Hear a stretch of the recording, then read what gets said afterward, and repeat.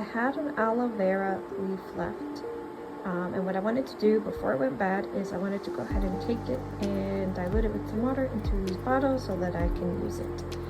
So what I did was I cut each piece like this to make it a little easier, and I cut the ends off so that it's easy for me to get it out because it is very slimy, as you can see. What I'm going to do then, once I get all these peelings off, is I'm going to put it into this bowl, whisk it. You can use a blender as well. I don't happen to have a blender, so I'm using a whisk. And then at that point, what I'm going to do is I'm going to put all of the liquid in, or it should be like a gel-like consistency, into each of these bottles. These are bottles that I had for a face toner, a rosewater face toner, so I'm just reusing those. And this is one of my old craft funnels. I know it's plastic, but I've had it for years, so I went ahead and just used it. Okay, so now I'm whisking the aloe vera with some water. I'm going to do this for probably about, I'm going to do 5 minutes just to be safe. And then at that point, what I'm going to do is I'm going to add a little bit of this here. It does have vitamin C and vitamin E, which is what's recommended to put in here, but it does have a few other things as well, all natural ingredients. And then what I'm going to do is strain this. And using this little funnel, we're going to put it in here with the water to dilute it just a little more, shake it up, and we're ready to go. And then we'll put these caps back on. Again, these are reused bottles from some facial toner that I had. Okay, so now I'm going to take this here. Put this down for a second. I'm going to put this strainer on top of here and go ahead and pour some of this out.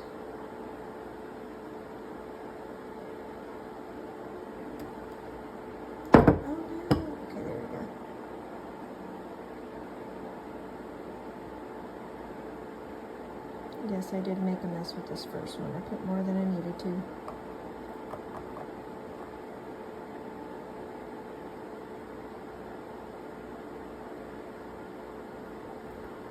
Okay, so we're just going to keep doing that for each bottle.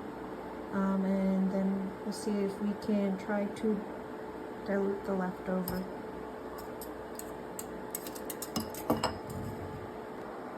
Okay, so here's our first bottle, pre-shake. I haven't shaken it yet, but we're going to add a couple drops of this vitamin E rosehip oil mix into there.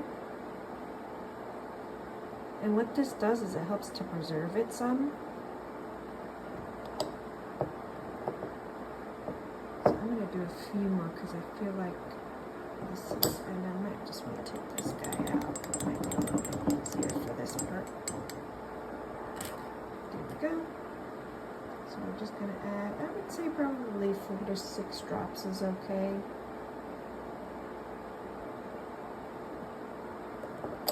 And then we're going to shake it up. Go ahead and put this guy on there.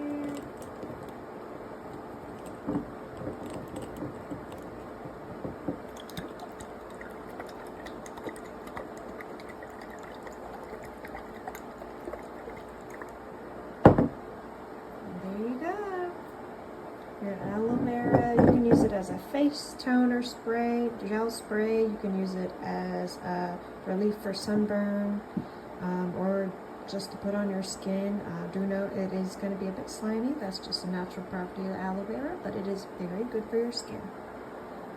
And now we're going to go ahead and do the other 2 bottles. Okay, so here are the final bottles. We were able to do 3 bottles. This one we have a little more. What I did do was, since the first bottle is always the strongest, I went ahead and before I filled up these last 2 bottles, took some of this one out and put it into the second and the third bottle, just so there was a little bit more of a concentration of aloe vera.